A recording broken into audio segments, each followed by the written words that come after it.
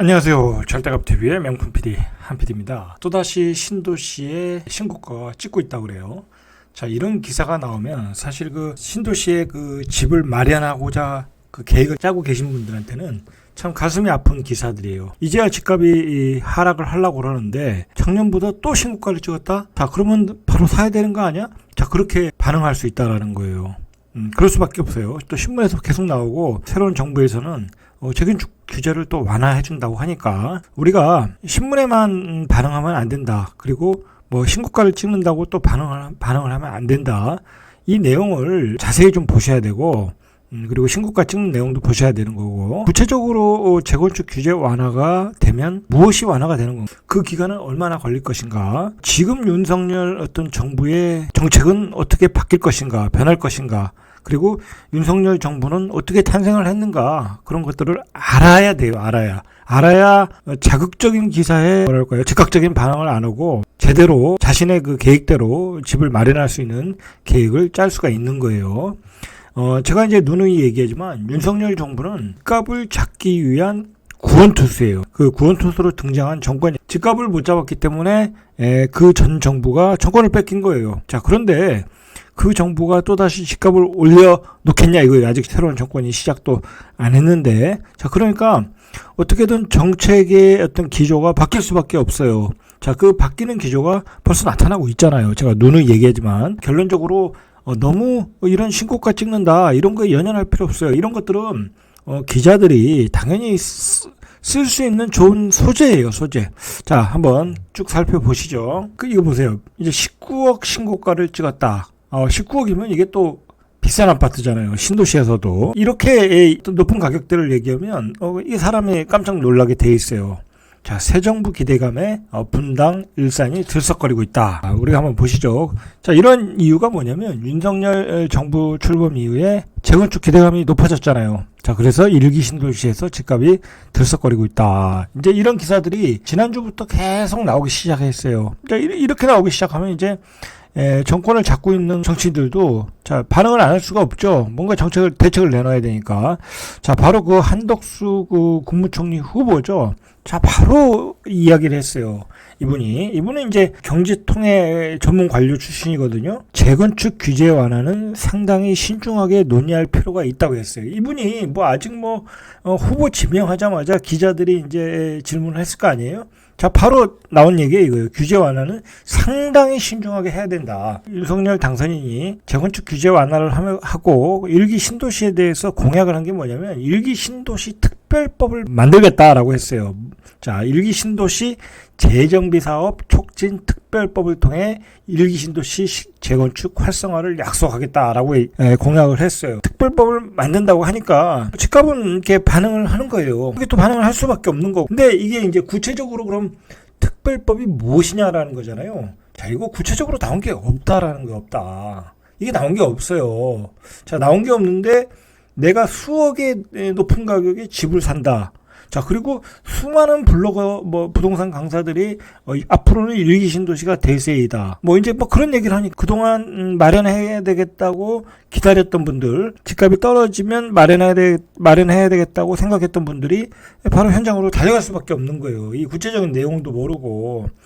쉽게 얘기해서 뭐냐면, 저기에 GTX가 들어선다. 그거예요. 그거보다 사실 더 거리감이 있는 얘기지만, 자, GTX가 들어선다고 하니까, 달려가는 거예요. 사실 여러분 그 GTX라는 한마디로 이게 계획을 발표하고 그걸 이용하는데 얼마나 시간이 많이 A 노선만 생각해도 그나마 A 노선은 동탄에서 강남까지 SRT 라인을 이용해서 오니까 그나마 다른 노선보다는 공사기간이 짧은 편인데도 불구하고 그거 나온 제 기억으로는 하여튼 완공 시기까지는 한 20년 걸리는 것 같아요. 20년. 자, 그러면 이 재건축이 법이 만들어지고 그다음에 재건축이 어떤 형태로든 이루어진다고 하면 여기도 얼마나 많이 걸리겠냐 이거예요. 얼마나 많이 걸리겠냐. 그런 점들을 우리가 기간의 어떤 문제도 생각을 해야 된다라는 거. 자, 어쨌든 윤석열 정부에서는 그 준공 30년 이상 정밀 안전진단 면제해주고 구조 안전성 가중치를 하향하고 재건축 초과이익 환수제를 완화하고 분양가 상한제를 현실화하고 이렇게 재건축의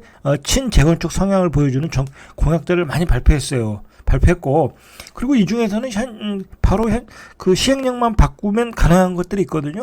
거기에 이제 촉진법까지, 촉진특별법까지 이제 가미하면 속도가 빨라질 것이 아니냐, 이제 그렇게 생각하시는 분들이 많아서 이렇게 시장에서 반응이 나타나고 있는 것 같아요. 자, 우리가 그러면 구체적으로 어떻게 신고가가 나오나 한번 살펴보시죠.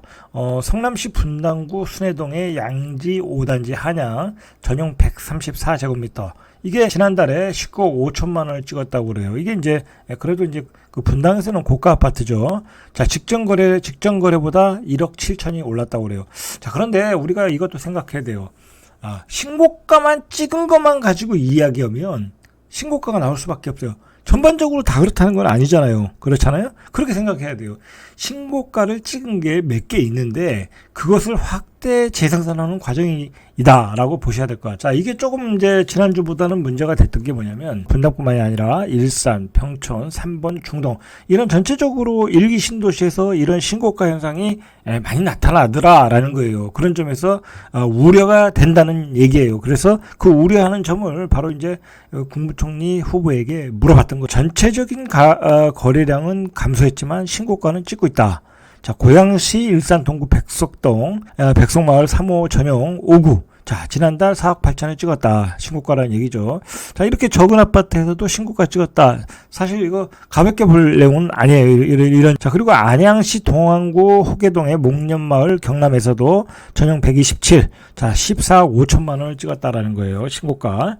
자, 군포시 3번동 한라주공 4단지 전용 41제곱미터, 전용 41제곱미터에서도 5억 9천만 원의 신고가를 찍었다. 자, 이렇게 전체적으로 일기 신도시에서 신고가가 드문드문 나오고 있다. 통계를 보면 지난주보다 한 달 사이에 상승폭이 좀 가장 커졌어요.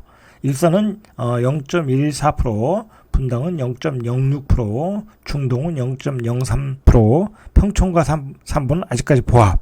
자, 문제는 이게 이제 공약에 의해서 올라가는 거잖아요. 이게 지속 가능한 거냐 이거예요. 이제 이렇게 올라가면 인수위라든지 이제 새로 지명되는 국토부 장관이라든지 이제 강한 그 워딩이 나오게 돼 있거든요. 그 강한 워딩이 나왔을 때 이런 상승이 지속되느냐, 추세 상승이 되느냐 이거예요. 자, 그러니까 집을 살 계획이 있는 분들은 시간을 늦춰서 지금 신고가에 사지 마시고 앞으로 나올 정책의 추이를 보면서 사시란 얘기예요. 그 정책에 따라 그리고 그 워딩에 따라 속도 조절에 따라 가격은 다시 예전 가격으로 급락할 수 있다라는 거예요. 공약의 내용, 특별촉진법의 공약의 내용을 좀 지금까지 나온 자료를 가지고 꼼꼼히 좀 봐야 될 필요가 있어요. 이거를 잘 이야기를 안 하더라고요. 사실 이런 이야기를 하면서 뭐 앞으로 일기 신도시가 좋다 아니면 뭐 이건 뭐 시가 기간이 많이 걸릴 것 같다 가능성이 어느 정도이다라고 얘기하는데 그거를 말하는 그 부동산 전문가도 또 없어요. 그냥 무조건 좋대.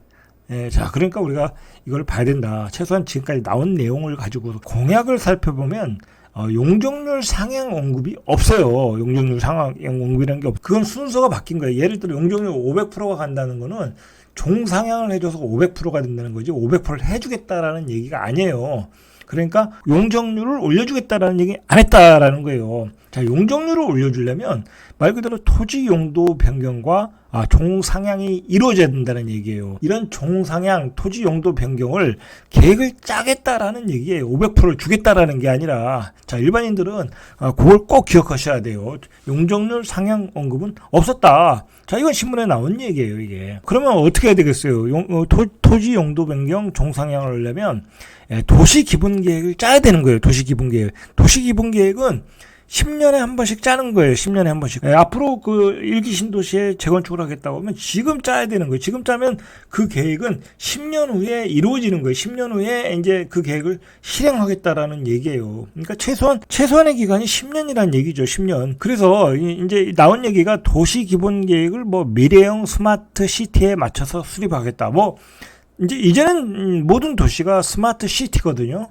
대한민국의 모든 도시는 이제 스마트 시티를 향해서 가는 거예요. 이건 자, 그래서 이 스마트 시티를 만들면서 도시별 상황에 따른 토지 용도 변경과 종상향을 하겠다는 거예요. 도시별 상황. 이게 중요한 거예요. 도시별 상황. 여러분, 모든 지역에 지금 예를 들어서 2종 일반 주거로 되어 있거나 상업지역 3종으로 되어 있을 거잖아요. 자, 그럼 용적률 500%면 거의 모든 지역이 준주거 지역이나 상업지역이 된다는 얘기예요. 그게 가능하겠습니까? 분당에 있는 모든 도시가 준주거지역 상업지역이 되겠냐고요. 그게 안 된다는 거예요. 안 된다. 그렇게 될 수가 없잖아요. 이러한 토지 용도 변경과 종상향도 어떤 도시별 상황을 고려할 수밖에 없다라는 거예요.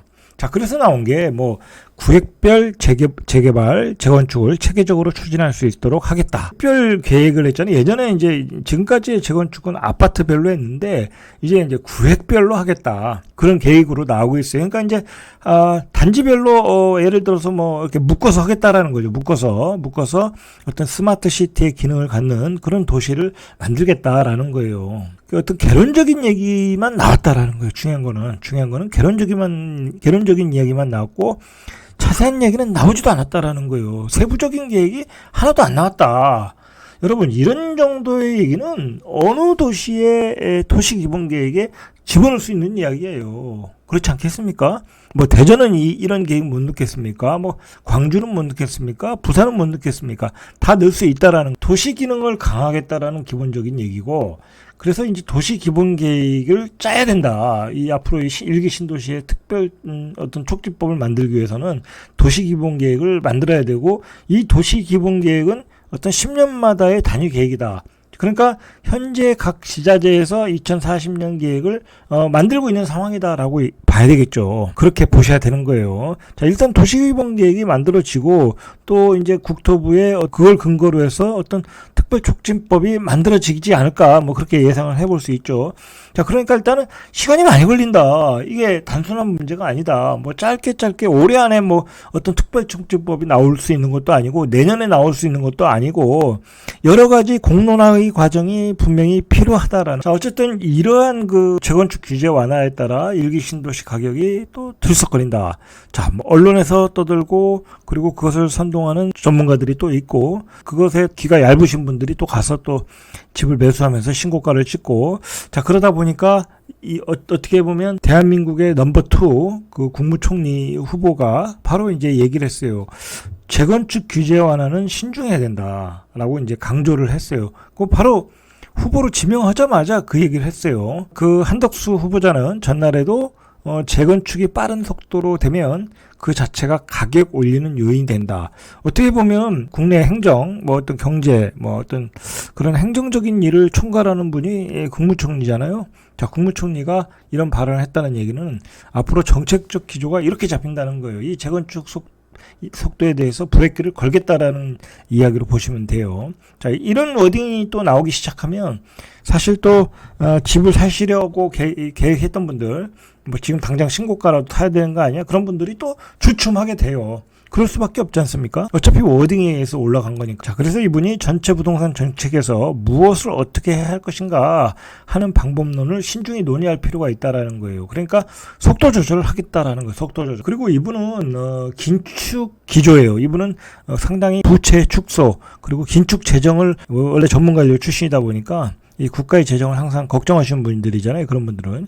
자, 그래서 이분은 총부채 원리금 상환 비율 DSR 조정에도 분명히 신중한 입장을 밝혔어요. 이거는 이제 인수위에서도 이런 얘기를 했기 때문에 대출 규제 푸는 데는 한계가 있을 것 같아요.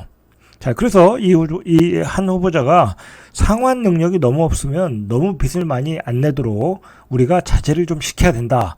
능력이 없는 사람이 빚을 너무 많이 얻어가지고 디폴트가 나고 파산이 일어나면 전체 금융 시스템이 영향을 받을 수 있다라는. 자, 그러니까 유동성의 긴축 기조로 가겠다라는 이야기가 앞으로 좀 혼란스러운 게 있어요.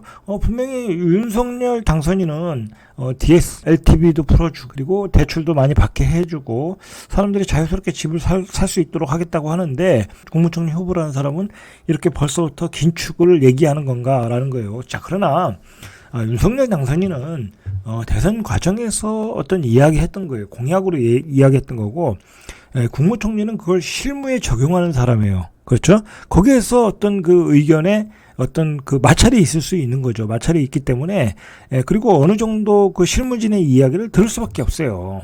자, 그러니까 그런 점을 우리가 윤석열 당선이 됐다고 마구 규제가 풀어지고 그 대출 규제가 풀어지고 그렇게 들뜬 기분으로 받아들이면 안 된다는 거예요. 항상 이제 정권이 자리를 잡고 장관과 그리고 총리가 확정이 되면 그분들의 그 전문성을 살려서 국가가 운영되는 거지. 예전에 그 공약으로 이야기했던 표심을 얻기 위한 공약으로 정책은 갈 수가 없는 거예요. 자, 총리는 실세예요, 실세. 자, 그렇게 보셔야 되는 거예요. 자, 그리고 제가 누누이 이야기하지만 그 MB 정부의 관료들, 그분들은 MB 정부가 사실 뭐 예전에 그 자원 예거라든지 뭐 여러 가지 문제는 있었지만 집값 하나는 확실히 잡았잖아요. 자, 집값 하나는 확실히 잡았던 그 전문 관료들이 바로 윤석열 정부에 거의 다 돌아와 있어요. 자, 집값 잡는 드림팀이 구성되어 있다라는 거예요. 자, 어쨌든 이러한 초긴축 재정 건정성을 강조하는 총리가 들어섰다. 자, 우리가 이러한 것들을 인식을 해야 돼요. 그래서 너무 그 들뜬 워딩에 들뜬 공약에 반응하지 말아라. 반응할 필요가 없다. 그리고 제가 누누이 얘기하지만 윤석열 정부는 집값을 잡기 위한 구원투수로 등장한 정권이라는 그 점을 잊지 마셔야 돼요. 자, 오늘은 여기까지. 이상 절대값 TV의 명품 PD 한 PD였습니다.